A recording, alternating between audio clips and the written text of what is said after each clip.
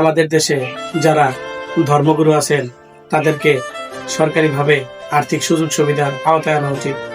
যেমন মসজিদের ইমাম, মুয়াজ্জিন, খতিব এবং অন্যান্য ধর্মের যারা আছে তাদেরকে যদি সরকারি আর্থিক সুযোগ সুবিধার আওতায় আনা হয় তাহলে এটি একটি গুরুত্বপূর্ণ সিদ্ধান্ত হবে বলে আমি মনে করি। যারা ধর্মগুরু আছেন তারা ধর্মীয়ভাবে অনেক গুরুত্বপূর্ণ হলেও তাদের জীবন কাটে খুব দারিদ্র্য হলে। তারা যে এলাকায় কর্মরতরা থাকেন সে এলাকার দুষ্ট ও পয়সাওয়ালা লোকদের কথা শুনতে বাধ্য হন।